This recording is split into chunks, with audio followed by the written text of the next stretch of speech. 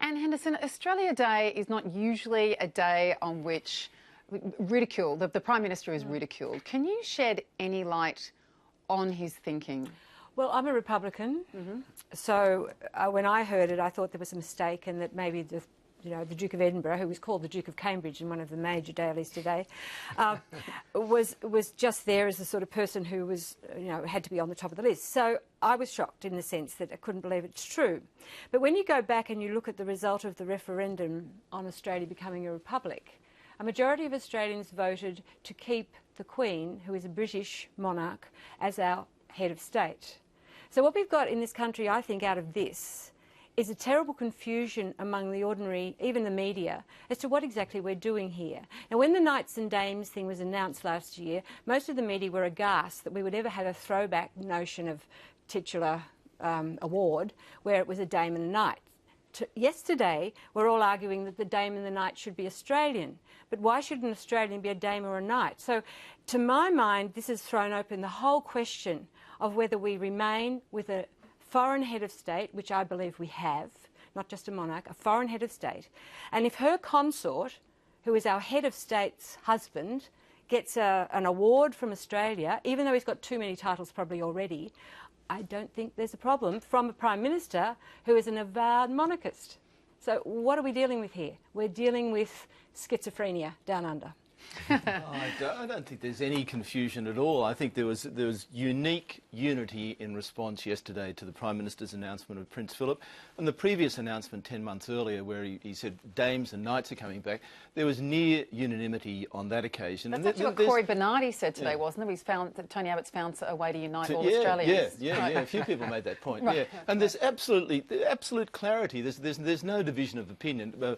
There was a majority that it was ludicrous to bring back Knights and Dames, and there was a double majority to say it's ludicrous to appoint Prince Philip, given that Tony Abbott's own rule said it's for an eminent Australian. So I think finding a division there is artificial. Now, Jeff, I want to ask you, let's have a look at some of the unanimity in the newspapers. The Prime Minister dismissed social media as electronic graffiti. Let's talk about print graffiti/response today. And this is in editorial. So Rupert Murdoch said it was a joke and an embarrassment. The Sydney Morning Herald, cringeworthy. The Australian, high-handed, tone-deaf, could lead to mutiny. Australian Financial Review, indulgent. The Courier Mail, fair dinkum, ridiculous, out of touch, and it goes on. Even the Daily Telegraph, ludicrous, flabbergasting the Adelaide Advertiser. Now, our very own Marius Benson argued today on the Drum Online that this was a tipping point for the Prime Minister. Do you view this as about his leadership, as some are claiming now? Tony Abbott has chosen to introduce a system that gives him the power to really appoint a Knight or a Dame. Let's go back. Remember, before he reintroduced Knights and Dames to our system, we had a very good Australian honours system. And that replaced a pretty shonky old system that existed in the past. There was a proper process of nomination, there's a proper process of consideration, there's a merit-based set of criteria in place, and worthy Australians are selected through that process. It's a very Republican process, actually. There's accountability, there's a community base, there's a clear set of criteria, and they carry it forward. But Tony Abbott's made himself the issue by reintroducing Knights and Dames and saying that he will nominate those people. So I'm afraid there's a direct connection between the Knights and Dames issue and the trouble he's in now, because he in the end has to select. And there's no accountability to his selection unless, of course, the Queen says she doesn't approve of who is put forward, and she'll act on the advice, we would hope, of the Australian Prime Minister in all of these matters. So look, he's created his own cross and he's got to carry it. He's gone above what was a very good system. And any choice that he made, some of them are going to be probably acceptable, but there's always going to be those that are not. But what he's now done, on top of the original decision, is indicate where his heart is. His heart's in Buckingham Palace. But it always has been. And yes, I know, he led the referendum. But Anne, he didn't tell us this before the election. No, we knew that. We knew that. He led the campaign. He was constitutional monarchist. No. He didn't tell us about Knights and Dames before the election. But I mean, and the Prime Australian Ministers people don't tell you about everything. Well, they should. But the point is, Marius, how have we got to a point where it's a tipping point? Well, the Prime Minister was saying that the lesson of the Labor government is that you can't remove the leader, just as a blanket statement. The fact is there is an exit door in the Prime Minister's office, and Tony Abbott has moved closer to it over the last year. He had a bad 2014, he had a bad start to 2015, he found inelegance was his own description of how he was handling the Medicare changes, and this has been a quantum move closer to that exit door. Whether he'll go to that exit door is another matter, but there is an exit door and his leadership is in play, it is under discussion. Well, that would be, someone taps him on the shoulder and he goes.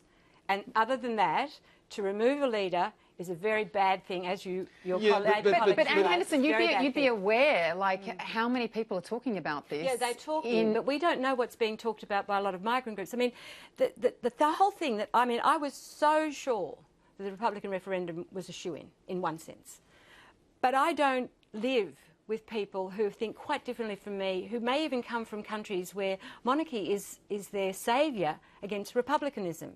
And the lawyers have gone back to Queen's Counsel. And why have they gone back to that? Because in Southeast Asia, it's regarded as a much more senior position. So I don't know. All the chatter, and there is some truth in the graffiti stuff. And most people don't go on Twitter. Okay, but let's take the chatter to the cabinet. There is, without a doubt, in the coalition party room, people are upset about this. But they don't know yet what the fallout is. People are talking about Tony Abbott's leadership. But that's my question to you. But maybe if Tony Abbott, I mean, maybe he planned this. Maybe if he brought it back to a debate about a republic.